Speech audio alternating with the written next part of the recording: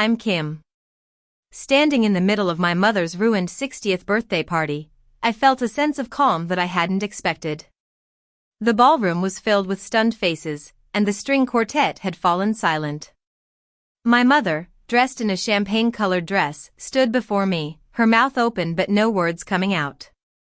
Daisy, my 8-year-old daughter, stood by my side, small and unafraid, looking up at the chaos around us. It all started a few weeks ago. I was sitting on the couch, drawing tiny daisies on Daisy's fingernails with a felt-tip pen. We were having our own little party, just the two of us with a grocery store cake. It was the best party in the world, according to Daisy. Then, my phone lit up with 41 messages. I opened the family group chat and saw the pinned message from my mother.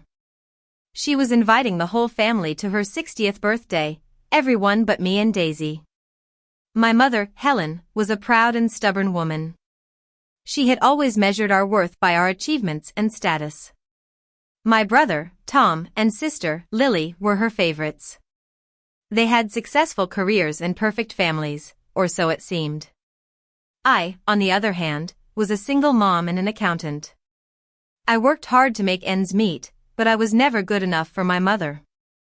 I didn't text back. I knew it wouldn't do any good. Arguing with my mother was like trying to reason with a wall. So, I capped the pen, finished the cake, and let the phone buzz itself quiet. Daisy asked if I liked the daisies, and I told her they were the most beautiful nails in the world. I meant it. The next morning, I went to my office, a small room above a hardware store. I made coffee and turned on the space heater that never really worked. I had 3 clients, and I knew every dollar that moved through their businesses. I had built my practice the hard way, studying for my CPA license at the kitchen table after midnight while Daisy slept. My ex-husband had left me when Daisy was a baby, and I had been on my own ever since. A few days later, I drove across town to return a casserole dish to my mother.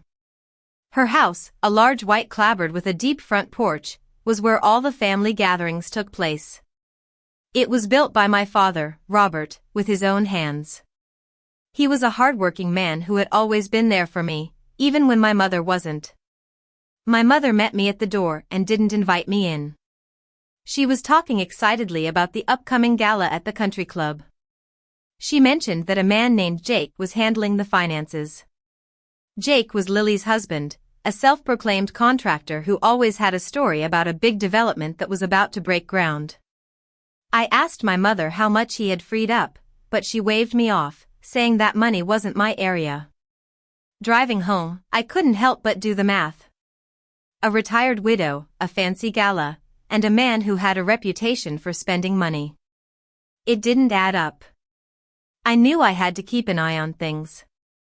A few days later, Daisy asked me why we weren't going to Grandma's party. I could have lied to her, but I decided to tell her the truth in a gentle way. I told her that sometimes people decide there's only room at the table for a certain kind of family, and we didn't fit their picture. She thought about it for a moment and then asked, "Grandma, are we not real family?" My heart broke at her question. I told her that we were the realest thing I had, and that we would have our own party. We drove out to the lake and had a wonderful time with my old friend, Sarah, and her son. We had a lemon cake that I made from scratch, and Daisy gave a toast to a frog she named after her teacher. It was a perfect afternoon. Then, things started to go wrong. I received a call from a drywall subcontractor who was looking for Jake. He told me that Jake owed him $11,000 for work on a project called Pinewood Estates. The project hadn't broken ground, and the option on the land had lapsed months ago. I started to dig deeper and found out that the land didn't even belong to Jake. It was a fraud. I also discovered that Jake had convinced my mother to open a line of credit against the house to fund his project. He had forged my mother's signature on a trustee's certification to get the bank to lend the money. I was furious, but I knew I had to be careful. I didn't have any proof yet, and I didn't want to cause a scene. I decided to give Lily and Jake one chance. I met Lily at a diner and laid out everything I knew. I told her that Pinewood Estates was a fake, and that the signature on the trustee's certification was forged. I asked her to come clean to my mother before the bank did. But she called me jealous and a bitter woman. She said that at least she wasn't a lowly single mom like me. A few days later, the bank sent a notice of default on the house. My mother called me in tears, saying that they were going to take the house. I went to my office and found a letter from my father. He had placed the house in a trust to protect it from being sold or seized to cover any family member's debts. He had named me as the trustee. I also found evidence that Jake had forged my mother's signature. I took all the evidence to the bank's fraud unit, and they launched an investigation. Jake and Lily tried to turn the family against me, but I didn't care. I was determined to protect my mother and Daisy. The night before the party, I asked Daisy if she wanted to go. She said yes, because there would be cake. I packed a folder with all the evidence and my father's letter. I told myself I wasn't going to use them, but I knew I had to be prepared. At the party, Jake was trying to raise money for his next project. He was telling everyone about Pinewood Estates and how it was going to be a huge success. Then, Sarah's husband, Mark, who was a loan officer, asked him a question.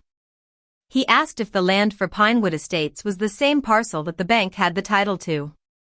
Jake's smile faded, and he started to stutter. Everyone turned to me, the family accountant, to see if I knew the truth. I stood up and told them that Pinewood Estates was a fraud.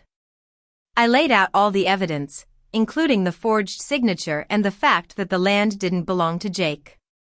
Lily tried to defend him, but her words fell flat. Jake tried to leave, but Mark and another man blocked the door. My mother stood there, stunned.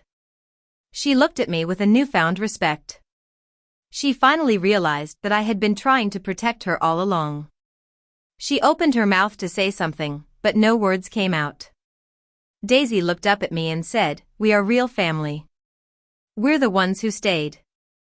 I picked her up and held her close. In that moment, I felt like I had finally found my place. The bank's investigation led to Jake being arrested. Lily's marriage fell apart, and she realized the truth about her husband.